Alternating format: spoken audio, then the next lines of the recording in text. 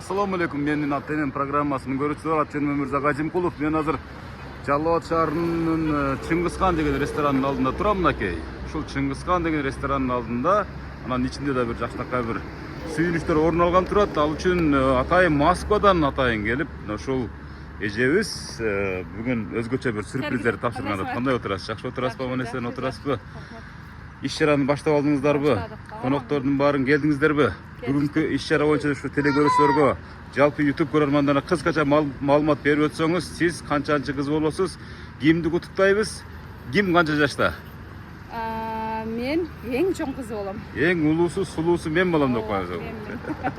Кандайга көзсүңүз? Каныбек атасына аш берип атат. Эми азыр 65 жылдыгы дагы атамдын. Анан атасына аш берип азыр эми жыйналып бүттүк.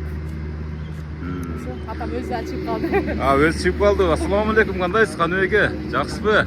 Ден соолуктарыңыз жакшы беке? Ашты өткөзүп алдыңызбы? Азыр мына ушул эжебиз айтып калды, атам атасына аш берип, арбагын ыраазы кылып туруп, андан кийин жакшы бир иш чараларды баштайм деп быйыл ниет кылды эле. Ошол ниеттер, тилектер ишке ашып отурган чагы деди. Мына ушул мени чакырган, менин ата-энем программасына, ушу менин дагы ата-энем катталып калсын, башкалар сыяктуу ушул алыста жүрөбүзбү, башка жакта жүрөбүзбү, ушу сиздердин сөздөрүңүздөрдү, кеп кеңешиңиздерди угуп, ушу кусагыбызды жазып туралы деп ниет кылышкан да. Анан келдим, аты-жөнүм Өмүрзак Ажимкулов. Анча мынча кулак чалып каласызбы, ушундай бир журналист бар экен деп, Кайсы программаны көрөсүз?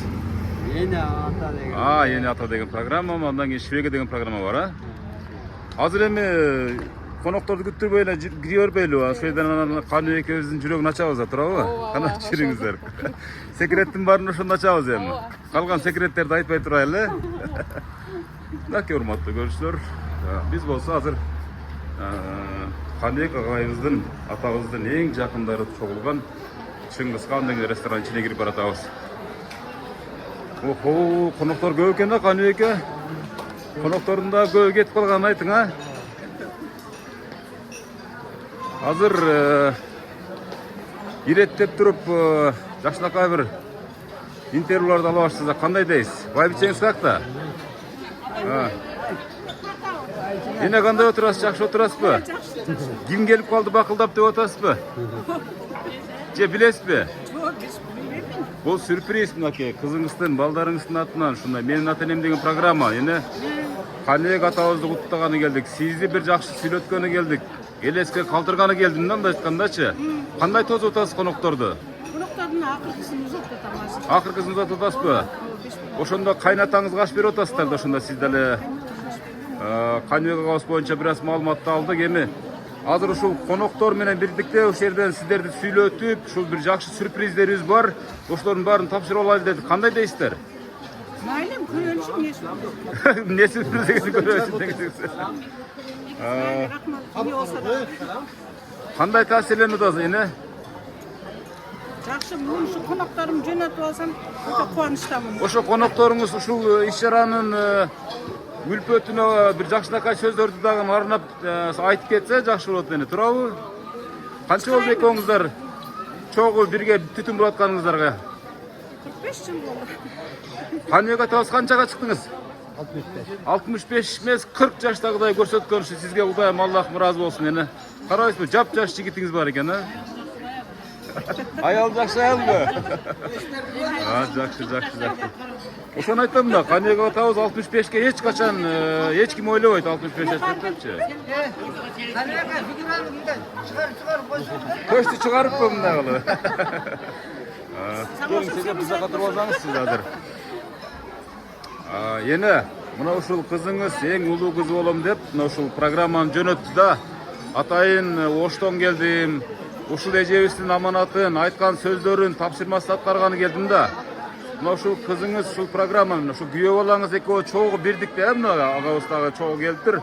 Экөө чогуу бирдикте ушул атам жана апам бир сүйүнтүп коелу. Анан ал арада өзгөчө бир белектерибизди тапшырып коелу. Эстен чыкпай турган болду ушул жолкусу деп ниет кылышты да. Канча бала, канча небери бар Каныбекта? 5 3 уулубуз бар, 2 кызыбыз бар. 16 неберебиз бар. 16 небереңиз бар. Bir çevrem var. Bir çeviri. Kıvıra çevirilerin sağını uzara versin, Kuday verse. Kıvıra kadar az kaldı mı? Ova Ağa деле аз калды. Ага деле аз калды, кудак каласыз. Туура көрдүк. Көр, эми көр өзү. Каныбек ата, эмне жумуш кылдыңыз ушу жаш кезекте? Кезекte şopurcu oldum. Abi gelecek nefesinde işte. Азыр ушул убакта Келечекте иштейт. келечек могул суу чыгаруучу чоң завод мисалы Жалал абадта. Ошол жерде дагы эле айдоочу болуп иштейсиз. Жакшы, жакшы. Буга чейин ушундай сюрприздер болду беле, болбоду беле мындай программа келип куттуктап, бир видео аркылуу дегендей. 65 жашка чейин эч бир болгон эмес. Бул сюрприз. Болдубу? Арно концертте чыгарасыздарбы? Арна концертим ушу кызым дайым чыгарат. Демек 60 жылдык кылып беришти. Дайым ушундай сүйүнүп жүрөт. Бүгүн эмне сюрприз билбейм. Бул сюрпризди азырынча айтпай турабыз эне. Өзүңүз канчага чыгып калдыңыз эне? Өзүм 62-де. 62-де. Экөөңүздөрдү эч ким 60тан ашканды ойлобойт да эне, чынын айткандачы. Мына ушундай жакшынакай бактылуу балдардын таасири болсо керек а эне. Ошондой болсо керек, балдар, кыздардын жакшы. Ошондо бар болуңуздар, бар болуңуздар. Тууган урук эл жүрсүңүз. Ооба. Эже, мына ушул ата эненин сүйүнтүү идеясы кимден чыкты биринчи болуп? Өзүмөн. Өзүңүздөн кандай болуп жаралды ойлойсуз? Же программаны көрдүңүзбү же? Жок, 65 жылдыкты кылабыз деп жүргөнбүз да. Анан атам атасына аш беребиз дегенден майлы деп жакшылык иш деп баштадык. Ушу биринчи ашты берип алгандан кийин 65 жылдыкты кылабыз деп. Эми күндөн кийин анан эме кылдык эле. Бул сюрприз болсун деп эне. Бирок ушу Москвадан 65 жылдыкты өткөрөм деп келгенмин. Атайын ошол максатта келдиңиз, Бияк жолдошуңуз, Жолдошум, Бир эки ооз сөз кош болуңуз. Алейкум ассалам. Everyone. Эсенчан. Allah bless him, Apa, Ata. Very nice gathering, and everyone thanks everybody. Allah bless him, both of them. Thank you very much. Thank you very much. Gördүңүзбү, түшүндүңүзбү эмне деди аба? Бизге кала айтып Кана, эмне деп айтты калоону? Каяктан болот күйөө балаңыз? Каяктан болот? немеден. Пакистандан Англияда иштейт.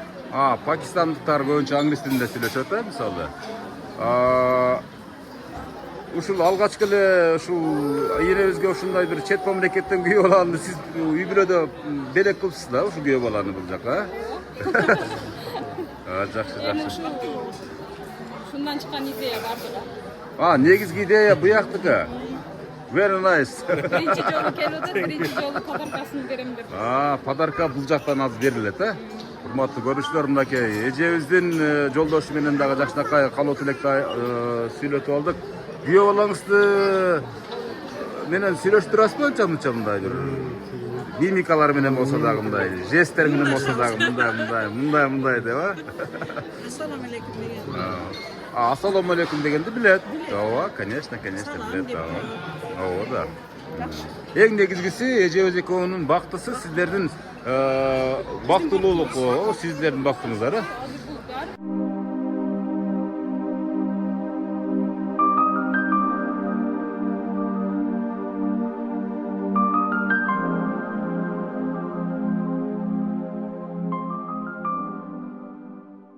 Урматтуу көрүүчүлөр, ушунчалык эл көп. Бирок эми арасынан абдан бир жакшы сүйлөгөндөрүнөн маек алалы деп ойлоп атабыз мынакей. Кандай отурасыздар, жакшы отурасыздарбы? Каныбек атабыздын кимиси болосуз? Менби? Жени болом. Бир тууган жээни болосуз. Ооба, жакын жени. Жакын жээни болсо, бүгүнкү иш-чара боюнча, бүгүнкү туулган юбилейлик иш-чара боюнча бир өзүңүздүн калуу тилегиңиз. Эми бул тагабызга улуу өмүр, ден соолук каалайбыз. Тилек максатына жетсин, бала чакамыздан күнүн көрсүн, жакшы күндөрүндө жүрсүн. Нетилешет тилек кылам кабыл көрсүн. Ошондой сиздин тайкеңиз болуп калабы? Ооба. Сизден жаш көрүнөт экен, Ооба да, мен эми Туурабы? здоровый болгон үчүн. Здоровый болгон үчүнбү? Ошондой болот. Ошондой тагын өмүрүн берсин. Атасына аш берген алып ал тагына жатканда жайлуу болсун. Канча Бейиштик болсун өткөндөрдү, башка. Эми ошончо сооктор тийсин эми. Ата, тинч болуң, эсен болуң. Эми машинаны алсың, машинадан тез барып бериң. Машинабыз кылып бар, да? Жакшы. Ана сиз отуруңуз, энелерден бир аз маек алалы. Ана бир эки ооз сөздөн жакшынакай калуу тилектерди айтып бериңиздер. Кимиси болосуз сиздер?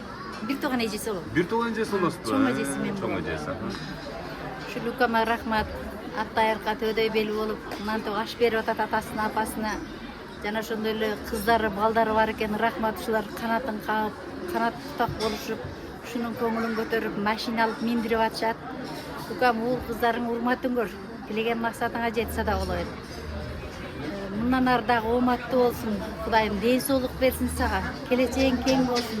Ушу тууган урук эли журтуң менен эсен бол, сада болот. Тынч. Рахмат. Эне сиз дагы. Рахмат, бүгүн аябай кубанычтабыз. Атамдын ашын берип атам. Бир жактан кош майрам болуп, өзүнүн юбилейи болуп атат. Ден соолукта болсун акама, ден соолук, бала чакасы менен тынч болсун. Дастаркан, жайылган дастаркандары дайыма жакшылыктарга жайсын. Мына бала чакабыз менен, неберелерибиз менен келип отурабыз. Аябай кубанып. Рахмат чоң. Рахмат. Анан призин берип койсунчу. Мейли гана. Кандай приз бар? Ана. Кургу эң сүйүнүчтүү, сүйкүмдүү приз экен да мынакей. Жакшылыктар болсун. Бир жакшынакай эки сүйлөн. Büyüklüğü bolgon pilovatlar kabul olsun da. Şu жакшылыктарга келтире берели. Тойлор болсун дайыма, тойлордо жолугайлы. Тойлордо. Жүрүң эми каны экебизди эшитип алып бүгүн эми сүйлөй тургандарды бираз сүйлөтөлү. Мынакей калпактарды албетте кыргыздын када салты, калпак, жолук жана башка сарпай тапшыруу азем менен коштолуп атат дегенде, мынакей. Жакшынакай учурларды кана жүрүңүздөр. Ай жакшы. Кайдек айта бериң, дагы улуу коноктордон кимдер бар? Кайнилерим бар. Кайнилерден болот экен. Улуулашып туруп бир сүйлөп коелу. Кимдер сүйлөйт? Эң чоңуна барсаңыз, эң чоң балага бар. Мейли мындай тартып коеюн кийгизгениңизде. Сиз кимис болосуз же? Я. Эжесинин кызы болот. Эжесинин кызы болосу, мынакей. Жакшы. Он неме асыл сүйлөйт, асыл. Ким сүйлөйт бу жерден азыр? Асыл укам сүйлөйт. Асыл деген кайсы сүйлөт ал? Сакал эң чоңуз ошо. Макул. Ушунчалык көпчүлүк эми. Эже мындай өтүп турасызбы? Же мына жака өтүп алайынбы? Байке, ушул улуу агалардан алайлычы, кандай? Жакшылыкпы? Бул жака. Бул жактанбы? Кана. Сүйлөп бериңиз, эми кабыл элек жакшынакай. Мына ол атаңыздын ашы не ниеттер болмаса ошо ниеттерин ишке ашкан экен. Балдарыңыздын, кыздарыңыздын өмүрлөрүн берип, бактылуу жашасын. Алар дагы тойлорду кылсын, жакшы күндөрдө жолугушайлы, өзү. Бактылуу эжем экен. Жүзгө чыксын да Болосун. Ушул жерде эмне ушу кылган ихсаныбыз кабыл болсун. Жаккан же жайлуу болуп топурак болсун. Ушул минет кандай ушундай берип аткысыңар. Ушу ойгон ишин ишке ашып тойлордун кылабыдан кийин жакшылыктар болсун. Эжем экөөңөр ушу кыздардын урматын, урматын көрүп жүрө бериңиздер. Тынч болуңуз. Рахмат. Келиң ова. Кошуласызбы? Кошулабыз. Эки сүйлөм менен кошулуп коерүң. Ошо инсандар кабыл болсун. Тойлор жакшылыктар болсо да. Рахмат. Эжелер, келиңиздер. Кимиздер сүйлөшсүздөр? Кана эже. Кана эже. Туштап калдым уже. Жакшылыктар болсун, тойлор болсун, жалаң жакшылыктарга келели. Жалал-Абадка рахмат, сиздерге кылган ихсандарыңыздар кабыл болсун. Ыраазыбыз барыбыз. Кимис болосуз? Мен келиндер болом. Келиндердин атынан сүйлөп койдуңуз. Кана эжелер, кошосуздарбы? Кошулабыз. Келиң ова, калпак көрсөк эле ошо сүйлөткүбүз келе берет да. Кандай жакшысызбы? Кимис болосуз? Жакшы, медиактын күйөө баласы болом. Күйөө баласы, кана бир жакшынакай сөздөр. Байкем ушу аш берип атты. Бал аман болуп дегенмен балчыган үчүн көрүңүздөр. Жаштыгы максаттарына жеткиле. Кудайга той тамакларды жакшылык ешкимдей сол келерде күрөтмөй коелу жеткилsin. Өзүңүз зат болсун, бар-бар жүрөмөн кошакарыңыз. Бар болуңуздар. Рахмат. Мынакей каныек атабызды эришип алып, жакшынакай кылып туруп. Эне, бир-эки сөз кош коюң эне. Мейли болом. Атасын эстеп шунчалык аш берип, эксан кылып аткан экен. Кылган эксандарын Алла Таалам даракта кабыл кылсын. Жаткан жери жайлуу болсун, аркасында калган уул кыздары тынч болсун, бактылуу болсун. Дайыма шу Кур'ан окуп, ошолорго жакшылык кылып жүрүшкө насип кылсын. Амин, айтканыңыз. Жамандык көрбөсүн. Сиз кимис болосуз эне? Кудагый болот. Кудагый болот мынакей каныек атабыз. Келиңиздер эже. Келиң эми бир эки жакшылыкка куттуктуу айтып коюңузчу. Сиз кимиз болосуз? Мен карындаш улум. Бир тууган бар. Жакын экенсиздер, а? Майлака, şu işti жақсы неме кылдыңыз. Сизге Кудайым берсин, чоң атамдын, чоң энемдин арбайлары шат болсун, а? Ар дайым ушу жакшы күндөрдө балдарыңыз менен бактылуу үй бүлөлүктү сүрүп жүрөр билем. Ошону каалайм мен чоң. Тойлорго гана келейин. Тойлоруна келейин. Кана келиң аба. Бир эки тамак көрүп атабы мейли. Кандай ата, кайсы жакка барайлы, кайсы столго барайлы? Ушул столго барат окшойбуз, а? Келиңиз аба, кана. Бир жакшылак сөздөрдү айта бериңизчи. Ne diyeceğim? Teyzemin, necemin niye tilekse tileklerine cesim. Ağa nereye? Bulağa ayada olasın, den soluk olsun. Bu ciğerlerim atasına tilegen maksatları vardı, tilegen aşık eder. Osundayla Allah'a bardığına vakit alay. Niye kalasa işlerine iyi geldi kalan. Ay rahmat. Rahmat. Gelin ata. Bir karap durup, bir iki söz kaç koyarız bana. Kimleri olsun sizler? Bizler şu mimanlardan. Aha. Anam, o mina şu. Bergen aşağıdan Allah kabul kılsın, dünya ahiret vakti kılsın şu. Ecezmen cezdevizde eş kaçanı şu kargılı basın, ağır bir işi baldarın günü küçüğün görsün, dünya ahiret vakti kılsın. Baldarından imandı, solik penceler çıkaversin. Amin. Allah. Amin, amin. Kana bir kon bir darız kılaylı mı bunaki? Kana gelin gece. Oy, aksakalda kalır. Mayla o yakada barabaz hazır. Ne deyiz yani, şu bugün beyeceğiminin, cezlerinin şu atasını aşıp verişti, çoğun maksatlarını asla o maksatlarını işe aşırıştı. Şol maksatları daima işe alsın. Baldar yam Kudaga şükür, jakşı baldar çıkıştı. Şu baldarının daima aytkan sözlerinden kayıtmagan imanlı baldar boluştu. Şol jakşılıklar bolsun daima. Şu jakşılıklar isteyip yürüydü. Ay rahmat, rahmat, rahmat. Kada. Akiler, söz koşuyorlar bu. Hanım ekenin 65 yıldığı. Kana, gece. Gelin gece. Bir yakta karap koyarınız. Cürükten çıkan kutu olur. Aş bergenge baş versin, keng peyil verirsin, ketbes dövlek versin. Kudayım bere versin, kovalaşıp gele versin. Koyunları tolluk bul olsun, kurolları tolluk boy olsun. Şu bergen aşları, şu aksakalın başına sayavan olsun. Daim jakşılıkları görüşsün. Şu tapkan baldarı dağı imanlı, esli, akıllı, ata-enesine meyrimli, büyümlü balдар olsun. Daim jakşılıklar olur. Amin, amin aytpanız kelsin. Gelin gece kana. Bir ek söz koşup koymuşçu. Kudayım olsun, bugün kıygan insanlar kabul olsun. Niyetlege maksatlarına çeksin. Ay rahmat, aytpanızlar kelsin kana. Aç kiçe ne ceviz kana, beri karap bir jakşı bir jürökten çıkan sözü süylöngçü ene. Ben söyleyeceğim, afişe sen cıldırmaya koşundan mı bile? Biz mayli, cılbasak cılbayız. Ne deyiz? Allah'ıma min şükür. Meni sul atamın koluna ortonçu gelin bolup 18'ge tolegimde bargam. Ayavay terbiyesini alıp 6 yıl kolunda жүрүп 3-4 balalı bolgondan keyin bölüngenmiz. Muna Kudayga şükür. Yamançılık, tamançılık jeňet dep atamın artında şunday uğul kızları kalgan eken.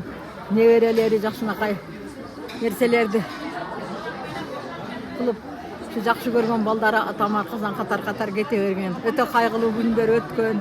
Oşol jaman günler artda kalıp nevereler çoňoýuşup, baldar özüne gelip şu çal menen kampirde eskeri Kur'an okutup koyolu degen eken.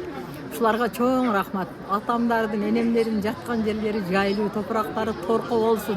Artında kalgan baldar kızlarına daim alakanın jayıp ata duasın berip жүрsün. Mından nары kapkanları toylarga buyruğuyla bir tuğanlar her daim aman esen oynap gülüşüp yüre verirsin. Şu kılgan nerselerinin beraka payızın büt şu ata eneleribizge versin. İyi baldarına versin. O şu ayakta жүрген marhumlardan bardığının arbaya razı olsun. Ötkörüp atkan şu жазgılı kızыбыз, neverelerimiz, şu kaynıyım. Kıskası ataman tarkagan bala bakıra bunanda toltura nevereler gelip oturuşat. Şulardın bardık tilegen tilek maksatları mından arkı jakşılık. Şu marhumların jatkan yerleri jaylуу, toprağı torko olsun. Rahmat aman esen şu ötkörüp alalı. Allah jakşılık günler olsun. Жазгылыжа дагы. Мына курматтуу көрүшүлөр өз негизделген адамдардан biraz маектерди алдык. Эми ушунчалык адам көп. Жазгылыжа. Не кылалы? Кана азыр мына негизделген Каныбек атабыздын туугандарына маекти алдык да. Азыр эми бул жерден сизден башка балдары барбы? Эжемдер чакыртпачы эми. Ошолор бир жакшынакай маек берсе. Канатты Андан кийин бир Канатаргенди чакырып кой. апабыз болсо 65 жылдыкка арнап туруп Каныбек атабызга бир созолонтуп берсе, бир куплетти, бул тапшырма. Же болбосо атабыз болсо энебиз үчүн созолонтуп берсе кандай дейсиз, а? Баары эле кой дейт да. Тамаша. Эми бул мен энем программасында, мен атам программасындагы тапшырмалар мен алдынан эле айтып койдум да. Бул жакшылык, бул үй бүлөлүк архив болуп аткандыктан эне үй бүлөлүк архив болуп атат да. Ошого мен болушунча сиздерди сүйлөткөнгө, анан жакшынакай бир тилектерди айтырганга аракет кыламын. Эжелер бир туган эжеси болсо бияктын бир туган ал сүйлөдүңүздөр, баардыгыңыз сүйлөдүңүздөр. Бул мынакей. Эң кичинекей баласы экен ошондо. Каныбек атабыздын эрке баласы, пенсияны чөнтөккө салган баласы, жана башка айтып сөз көп. Атабызга бир жакшынакай бир тилек бериңиз. Атабызга, апабызга үй бүлөлүк бакыт каалайбыз. Аллах Таала хидият берген, инсандардан биз ыраазы кылган, биз ата-энеге ыраазы кылган жаштардан болсун. Азыр эркелейсизби атабызга? Ооба. Кантип эркелейсиз? Жубой убакта кенеге. Кана эркелеп көрүңчү азыр мисалы. Мактана аласызбы көрүүчүлөргө эркелеп мисалы үчүн? Ооба. Кана келиңиз, кана колун кармап, жытын жыттап, жакшынакай кылып туруп. Жакшы. Өмүрүңүз узун болсун. Бул бумеранг жашоо сөзсүз түрдө кайтат сиздин балдар кыздарыңызга дагы. Каныбек атабыздын экинчи баласы. Ушундай эжебизден кийинки эле сиз болуп каласыз ошондо. Атабызга бир буга чейин айтпаган сөздөрүңүз болсо айта бериңиз эми. Сиздин сөзүңүз кийинки муундар үчүн сабак болуп калсын. Атабызды биз эң жакшы көргөнүбүз атабыздын өмүрү узун болсун. Ушуну атабызга белек кылып, ушуну машиналык эле ошону бүгүн белек кылышка насип эткен экен. Бүгүн иншаллах белек кылдык машинаны. Өмүрүңүз узун болсун. Ушундай белектериңиздер, тойлоруңуздар түгөнбөсүн. Атабыз үчүн эки дүйнө кызматтабыз да мисалы туурабы? Ата апа үчүн туурабы? Кана колун кармап, жытын жыттап, мындай жыт жок. Мындай жыт жок. Бир жыттаганда адам өзүнө келет чет, туурабы эже? Жазгыл эже. Ата менен эненин жытындай жыт жок да. Менмин деген эң кымбат француз духизмдер алып көрдүңүз, андай жыт жок, туурабы? Ооба да. Кана бул кандай белек? Бизден ушу Жолдошум экөөбүздүн эмебиз, подаркабыз. Умрага жолдомо. Кол чаап коесуң аке. Кана умрага жолдомо. Урматтуу көрүүчүлөр. Сонун көрүнүш. Ойбой, мына мактанып коюңчу кана. Мынакей. Мынакей, урматтуу көрүүчүлөр. Энебиздин умрага. Бактылуусуз бени. Мындан өткөн бакыт жок эми. Эң чоң белек болдубу өмүрүңүздөгү? Ушуну ойлочу белеңиз умрага качан? Аллахтын үйүнө барам деп. Кызыма барам дейт эле, жөнөтөм дейт эле кыз. Музыканы өчүп койсун. Мынакей урматтуу көрүүчүлөр, жакшынакай болгон подаркаларын тапшырып жаткан учуру. Музыканы өчүрүп койсунчу, микрофон менен сүйлөшөт азырчы. Музыканы өчүрүп койсун. Бирек. Эми микрофон менен сүйлө деп атат. Бул жактачы микрофон менен сүйлөйм. Урматтуу бүгүнкү иш-чаранын катышуучулары, жанатан бери эмнелер бул журналист кылдырып атат ойлооңуздар. Бул менин ата-энем программасы ат-жөнүнөн Мырзабай болду. Бүгүн ушул Каныбек атабыздын кыздары өзгөчө жазып келебиз. Жолдош менен биргеликте мына ушундай жакшынакай ушул жолку 65 жылдыгын эстен кеткис кылып ушундай бир программага каттап коеюн деп ниет кылган аракет ишке ашып атат. Бул менин энем программасы Кыргызстандын 7 тубанын тартып жүрөмүн. Ошол бактылуу ата менен эненин катарын бүгүн мына ушул Каныбек атабыз байбичеси менен кошо толуктап жаткан учуру. Көпчүлүгүңүздөр билип калдыңыздар, билбей калдыңыздарбы? Мен дагы бир жолу мактанып айтып коеюн. Мынакей Жазгүл эжебиз Каныбек атабыз менен энебиздин колундагы умра сапарына деп жакшынакай белегин тартып баштады. Көп кол чаап коюңуздар. Мындан өткөн белек жок болсо керек, мисалы биздин мусулман арасында мындан өткөн улуу белек жок болсо керек. Анан ошого катарлашып ушу менин ата-энем программасына элестерин калтырып, жакшынакай тарыхый белек кылып тартып аткан чагы. Күйөө баласы дагы өзүнүн куттуктоолорун айтты англис тилинде. Эгерде кимдеги англис тилинде турган болсо, келип сүйлөшүңүздөр күйөө баласы менен. Биз колдон келсе сүйлөштүк.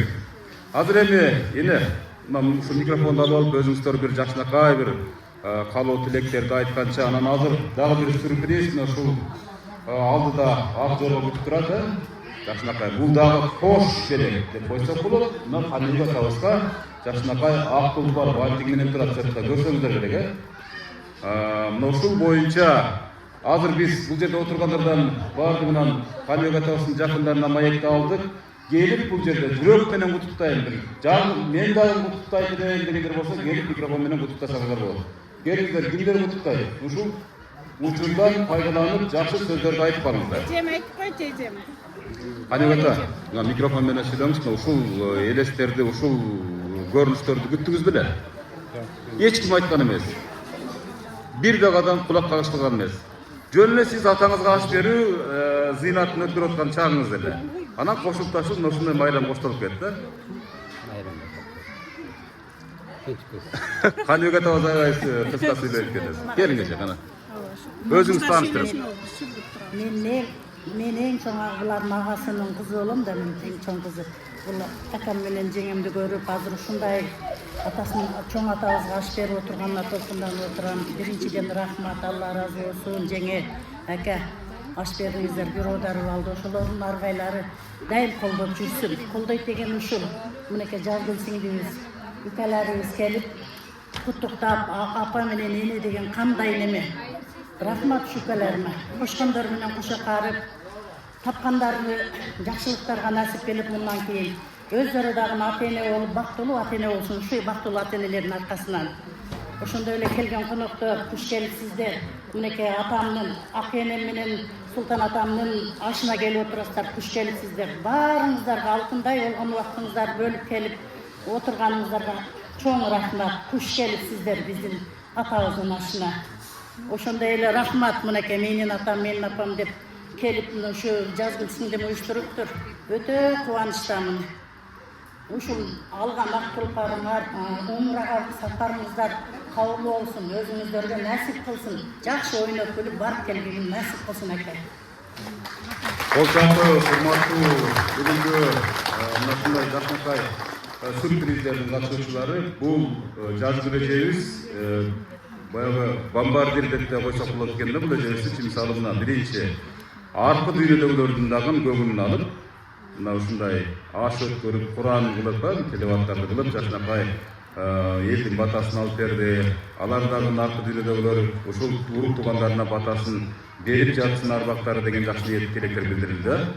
Андан сырткары ата-энесин сүйгөндөр, мына ушул сүртүндөн сабак алам дегендер, келиңдер ушул жерден куттукта Каныбек абабыздын жакындары. Бир сөз кошуп, Жакшынакай иш-чараны көркүнө чыгарады. Кимдер келип Жакшынакай калуу тилектерин сүйлөшөт. Мен аябай кубанычтамын. Менин жеңеме Жазгыл күйөөмө рахмат, силерге кош байрам кылып, умурага алып берип атышат жолдомо. Майлы куттуктайм ака.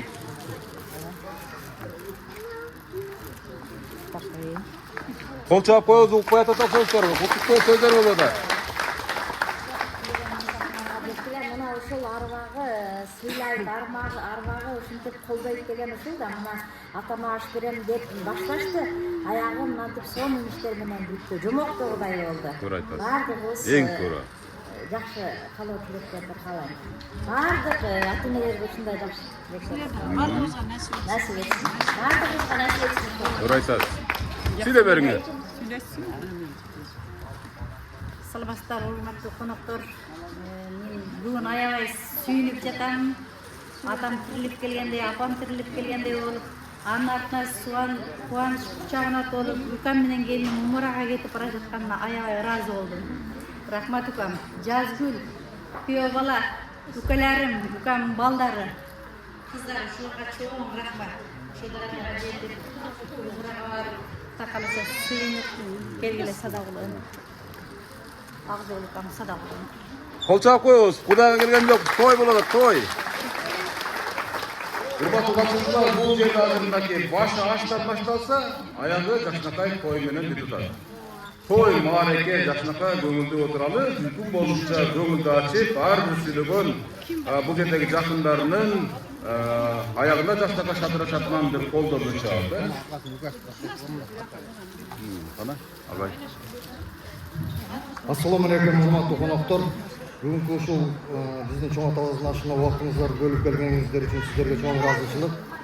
Ошол аштын акырына жакшы ушу элдин берген бардык баталары, немелери ушул биздин акабызга, анан мына карындаштарым, үкөлөрүмө бардыгына кабыл болсун.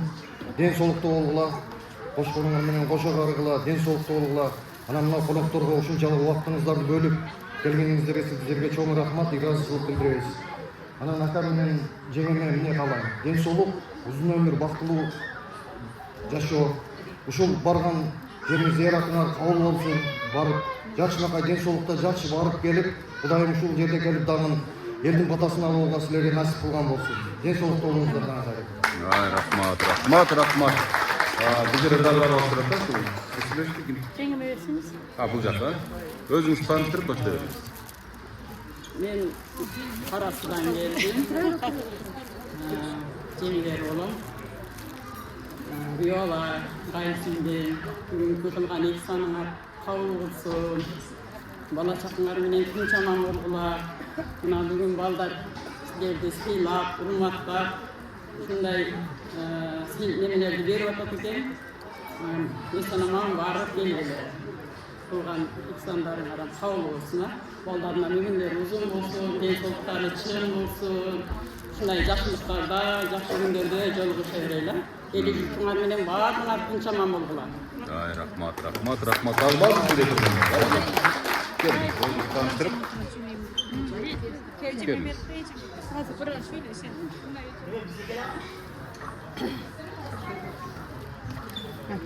Assalomu alaykum. Ушул жерге келген аяктап атса дагы бардыгыңыздар менен кайрадан саламдашканга Аллахым насип кылып атат. Бүгүнкү жакшы нерсе болду. Султан жездебиз менен ак эжебиздин руху ыраазы болсун. Кадырбек Аяшимдин руху ыраазы болсун. Канча экен руху ыраазы болсун. Ушинтип чоң дасторкон жайып, элдин батасын алып аткан балдары бардыңар тынч болгула. Каныбек Ирсалат кандай эмгек менен ушундай балдарды чоңойтконуңарды билемин. Мээлетиңер кайтып мынантип жазгыл баштаган балдарыңар бардыгы жакшынакай кылып чоң дасторкон жайып атат. Дасторконуңар жакшылыкка жайылып, элдин батасы түз тийсин. Экинчиден, Алланын үйүнө силерди чакырып мынантип колуңарда сертификат турат. Алланын үйүнө чакырган адам барат. Силерге насип кылыптыр. Ак жол силерге. Алланын үйүнө барып, бул 5 парыздын бири болгон парызды аткарып келгиле. Аллахым ак жол берсин. Силерге ушундай сертификат берген жазгүл үй бүлөсү менен тынч болсун. Бала чакасын рахатын көрсүн. Силерге кандай жакшылыктарды кааласа, балдарынан кайтсын. Рахмат, Шардан калган кыздар, бардыңарга чоң рахмат. Дайыма жакшылыкта жүргөнгө Аллахым насип кылсын. Тапканыңарга барака, пайыз берсин. Ак тулпарың ак жолтой болсун. Каныбек жакшынакай күйөп аламсың. Мен ким десиңер? Ирсалаттын апасынын бир жээни боламын. Сизге жакын болосуз да турабы? Жакын, өтө жакын. Айтып коюшум керек да, бул жерде тааныбагандар да бар. Ирсалаттын апасынын Эки жактан тең эжемизге. Эки жактан бар. Ооба, ошондой. Дайыма жакшылыкта көрүшөйлү. Каныбек ак тулпарды жакшынакай алып минип жүргөн. Биздин үйгө тоого минип бар деп койсоңуз ак тулпарды турабы? Сиздин үйүңүзгө тоого минип барат да. Кол чаап коебуз, урматтуу көрүүчүлөр, келиңиз эже.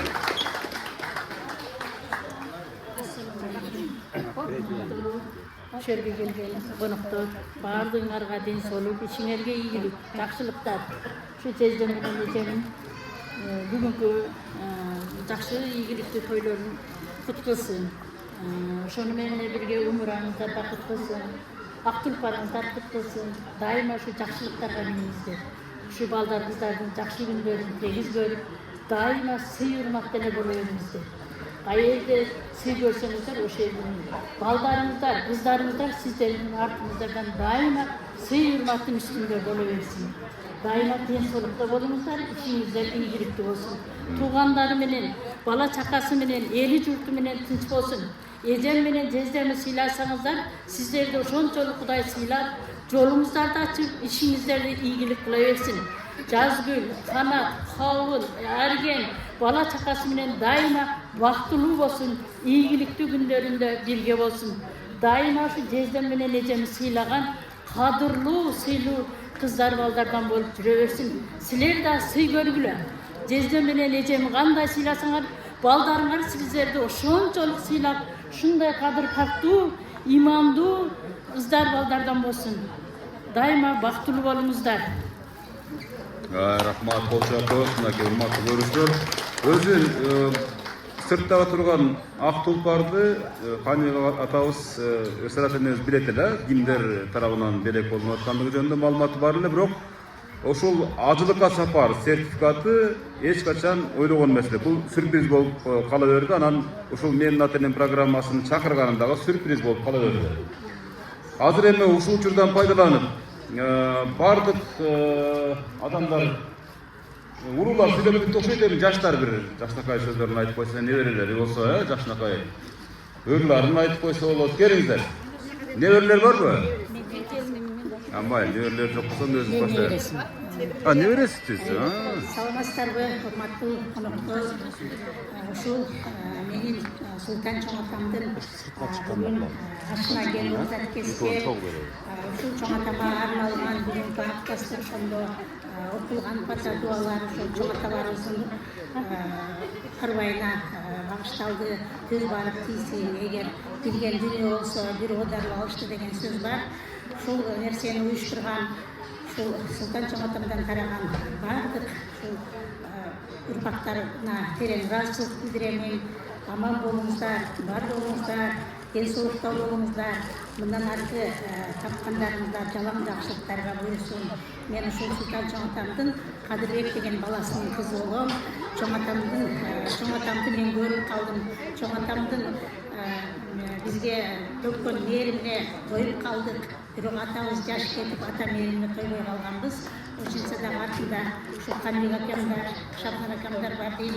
Ушулар ата ордун ата болуп жүрүшөт. Ушул бүгүн элге дастуркан жайып уюштурган ушул Каныбек акамдын бул кыздарына терең ыраазычылык билдиремин.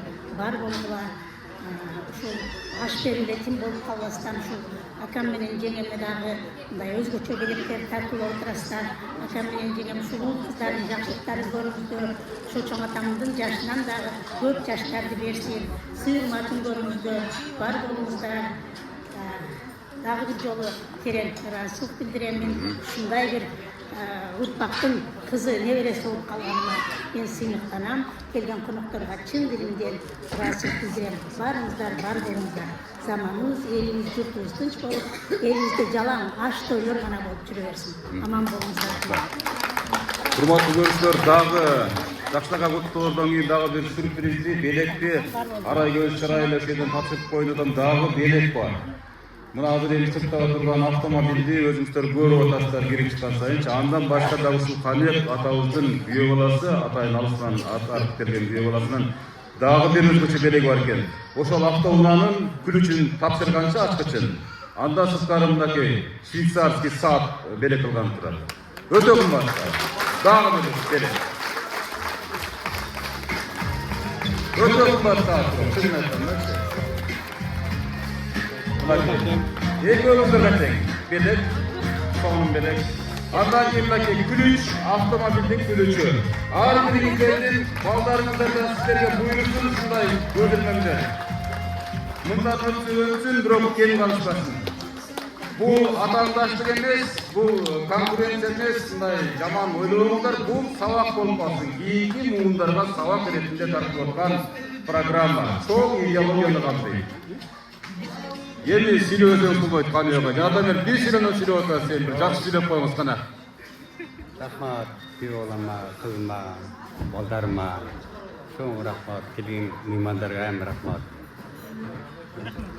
Деп туруп бир куплет деп алсаңыз болбойт эми.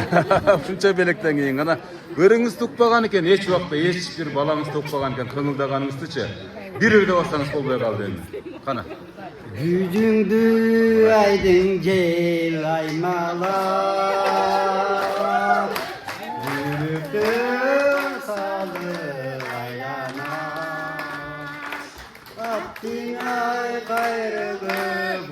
gezgeyki Ay benim sırdaşkan marhaban Artin ay gayrılık gezgeyki Ay benim sırdaşkan marhaban Ой, азаматсыз, урматтуу катышуучулар, Каныбек агайдын эң жакын туугандары, достору, Каныбек атабыздын ырын качан уктуңуздар акыркы жолу? Буга эле келемиздер, көптөн бери. Мындай жакшынакай, көңүл көтөрүңкү маанайдан кийин ырдабаса да болбой калды. Атабыз ушунчалык жүрөгүнөн жарылган отурат. Ушунчалык ыраазычылык сөздөрү жүрөгүндө камтылып турат. Сөз менен жеткирүү таптакыр мүмкүн болбой жатат. Чынын айткандачы. Эми ушул чалым ырдап атканда мен эмне ырдабашым керек деп мынакей байбичеси отурат. Бир куплет ырдайт. Мынакей сөйлөгөнө досторуңуз айтты да. Энебизден бир куплет депчи. Мындай бирөө жарым жардам берип турса эгерде, кандай дейсиз? Кана, эжебиз. Мен кайсыны ырдап коебуз сиздин ордуңузда. Макул, отура бериңиз, кана. Макул.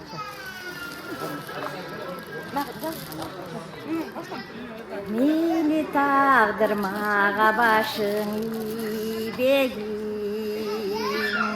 Бейли тағдыры қамыр қылып илегин Мен өзүңдөн башка нерсе сурабаймай Сұранарым бір туғандарыма тилегин Сұранарым бір туғандарыма тилегин Рахмат, тоң рахмат. Кол чабып коесуздар. Каныбек атабыздын бир тууган карындашынын сөзүнө ортоктош болдук. Ошол байбичесинин атынан ырдап берди. Кийинки эжебизге сөз берели. Куш кепсиздер бүгүнкү меймандар, ака эжеңе бүгүн ушул чоң атабызга аш берип, ушунчаларым милдеттерин аткарып отурушат. Ошолорго терең ыраазычылык билдиребиз. Ошолордун катарында мен ушу туугандарыма баарыңар өмүр узун болсун, абаларыбыз баары ден соолук табгыла. Астан ака, Насыр акам, Шабдан акам, Санжар, Кубаныч, Каныбек акам, Канат, Кабылжан, Арген баарыңар ден соолукта болгула. Дайыма ушинтип ойноп күлүп жүргүлө, туугандар тынч болгула. Ака жеңе силердин бүгүнкү алган сапарыңар байсалдуу болсун. Кудайым ушу ажылык умра сапар насып кылсын. Баарыбыз ден соолукта болойлук. Бүгүн биз аябай толкундан tutабыз ушул атабыздын жашын берсин ушул абаларыбызга, акаларыбызга, баарыңарга ден соолук. Рахмат, кол чабып коесуздар. Эми мынакей атайын алыстан келген күйөө баласы англисче болсо да бир кутуктоо сүйлөп койсун да, официалдуу айлананын ортосунда турабы?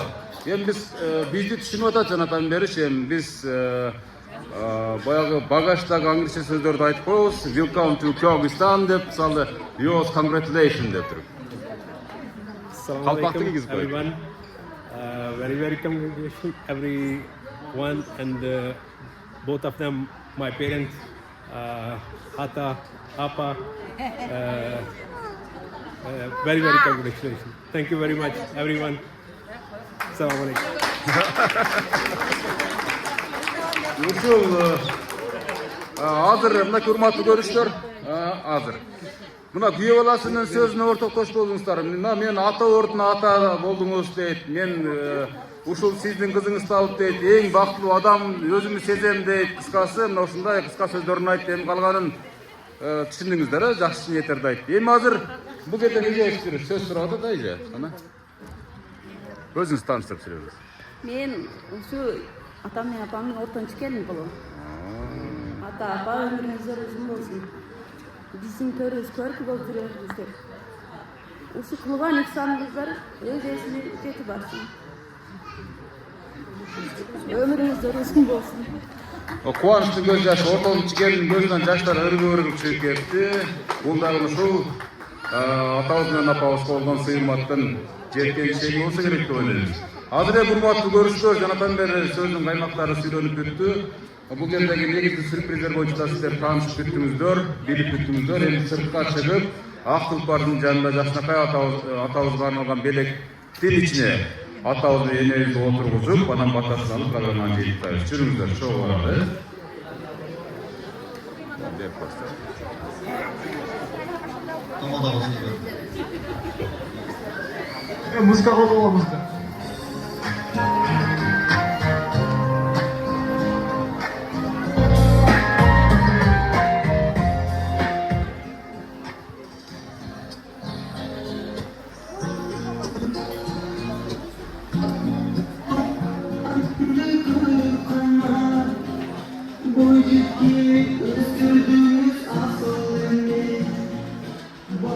Урматтуу көрүүчүлөр, жанатан бери биз сөз кылып аткан ак тулпарды ачкычын көтөргөнчө Каныбек атабыз келатат. Азыр жакшынакай болуп туруп, белекти ачып, жакшынакай ырым кылып, байбиче энебиз. Рысат эне, бул жактан сиз отуруңуз. Бул жактан болсо жакшынакай болуп атабыз отурсун. Кана тый-тый эткизип коюңчу, үнү чыгат белен чыкпайт бекен. Ата, буга чейин машина минет белеңиз? Кандай машинаңыз бар эле? Кана ошо мерсиңиз? Ой, таштап койдуңуз ба уже? Буну көргөндөн кийин десеңиз. Кана ачыңыз, кана эшикти ачыңыз. Кол чаап турабыз да, мына аплодисменти. Кол чаап турабыз, жакшынакай калып туруп. Бисмиллахиррахманиррахим. Энебиз караң, энебиз, бул жагына отуруң эне. Кана бир жүргүзүп, үнүн угайлычы бул корейлердин машинасынын. Ошол жерде бир кнопкасы бар болуш керек ата. Күлүштү салып туруп биринчи эме кыласыз. Жок, күлүштү, болду. Мынакей. Уже сиз муну көрүпсүз да, буну отуруп алып туруп, Же биринчи жолу көрдүңүз? Биринчи жолу көрдүм. Мынакей ушул ак тулпарды минип, энебизди ээрчитип алып, ак тойлорго барыңыздар. Жалаң жакшылыктарга барыңыздар. Ушул сиздердин мингениңиздерди көрүп, ушу балдар, чакаларыңыз, кыздарыңыз, балдарыңыз сүйүнүп, кубанып турсун. Ар бир минген сайын, ар бир ушунун балон айланган сайын баталар берип туруңуздар, Машиналар буйрусун. Ой мен деп коюңуздар кана бир жаштар. Ушу кыздарыбыз кушкандар менен кушу бактылуу болсун. Бизди сыйласа, өздөрүнүн кыздарынан сый көрүшсүн. Дайым жакшылыктарда бирге болойлу балам. Майли ушу эли журтум менен, тууган уругум менен, бала чакам менен, небере чеберелерим менен тынч болойлу, балдарым бактылуу болсун. Мен атканыңыздар келсин. Эми келиңиз, эми бул жакка сыртка түшө бериңиздер. Урматтуу көрүүчүлөр, мынакей өзүңүздөр көрүп атасыздар. Бул эми тууган уруктун жарымынын жарымысы. Ушунчалык адамдар көп келген. Башында атабыз атасына аш берип, андан кийин ушундай жакшынакай аягы тойго айланып кеткен учурду сиздерге тартуулап берип атам. Куттуктагандардын саны бир топ. Мынакей, баардык колуңузда кармап, жакшынакай болуп куттуктоо сөздөрүн айтып аткан чактары. Мынакей, кезектешип, Каныбек экенин дагы, Каныбек атабыздын да кол тийбей турган чагы. Ак жорго кут болсун ата. Ак жорго кут болсун.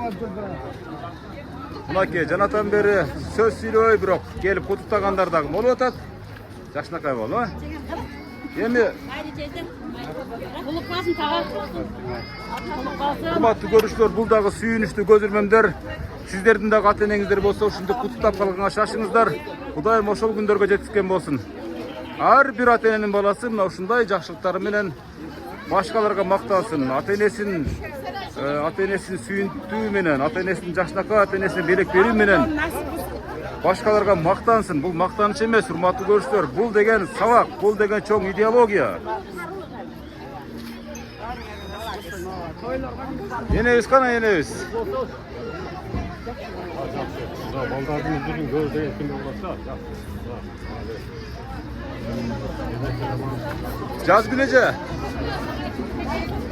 Жазгүлеже келсеңиз, жолдошуңузду ээрчитип келсеңиз, бир жакшынакай батасы менен жыйынтап коелу. Мынакей элдер тарап кетет да азыр. Эрсалат энебиз. Энебиз кантип жүрөт, Эрсалат энебиз? Сапан айтып кой, машина менен тештеп койсун бизди. Эрсалат энебиз кантип жүрөт?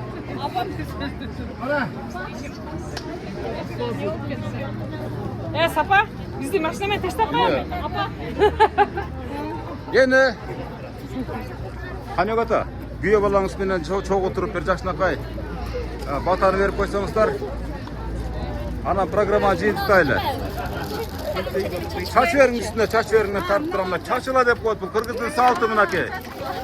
Көрүп атасыздар мынакей. Көп чачы бериң мынакей. Териңиздер мынакей. Hoppa. Juksun, bizge de juksun. Ресторат эне, келиңиz эми мына. Камек ата, келиңиz. Мына ушул сизге ушу уюштуруп аткан негизги себепчи адамдар мына ушулар. Өзүңүздүн канча максат алган кызыңыз Жазгүл, анан бала ордуна бала болуп калган ушу күйөө балаңыз аты ким эле? Сухел мырза мисалы. Андан кийин дагы мына бала чакаңыздар жанатан бери сүйлөштү. Андан кийин Каныбек атабыздын бир туугандары, мынакей эң жакын адамдары Каныбек ата. Бир жакшы бата берсеңиз, мына ушулар сиздин батаңыз менен көгөрүп агарып жүрсүн, а? Кана омин. Аман болсын, мақсаттарында ар банда деген мақсаттарына жете берсин. Мен де уақыт кетsin, мен де Омин. Кана эне. Энелик бата, эне бир өзүңүз бир жакшы бата бериң. Кана омин. Балдарым бактылуу болсун. Бир туугандарым менен бала чакам, кыздарым, тууган урук, эли журтум менен тынч болоюн. Ушу бизди сыйлаган уул кыздарым, күйөө балам бардык ушу кошкондор менен кошо бактылуу болсун. Амин. Бизди сыйласа буларды Кудайдан кайтсын, балдарынан кайтсын. Бактылуу болсун, бактылуу болгула. Супем. Бактылуу карылык сизге. Урматтуу көрүүчүлөр, мынакей атабыз менен энебиз сонун бата беришти. Чынын айтканда мисалы жүрөктөрүнө батпай турган чагы. Сүйүнүп мисалы энебиз азыр отура калайын, жата калайын же болбосо бизе де секире калайын деп турат азырчы. Туурабы эне? Жакшы турмуңуздар. Жазгүл эже чоң рахмат сизге. Мына ошо сиздин кадамыңыз башкаларга сабак болсун эже. Жолдошуңуз менен ар дайым жакшылыктарга тойлорго гана келиңиздер. Сиздердин тойлоруңуздарды албетте мага ошого журналисттер келип чагылдырып турсун. Аты жөнүм Мырза Казимкулов. Кат жазыңыздар, алдагы телефондорго. Кызматыңыздарга даярмын. Жакшы туруңуздар, бардыңыздар. Аман эсен болуңуздар. Рахмат. Жаман көздөн сактасын, жаман сөздөн сактасын. Кары жарым сак болуп, ден соолук болуп, дайым ушундай рекламаларды берип жүрөт. Омин айтпаңыздар. Кыргызстандын келечеги архив болуп калат да. Мына Кыргызстандын келечеги эмне дедиңиз? Архив болуп калат. Архив болуп калат, туура айтасыз. Мынакей Чыңгызхан ресторандан жыйынтыкталды. Телевизордон көрүп Сөзсүз мынакей, сиздин да берем сөз. О да.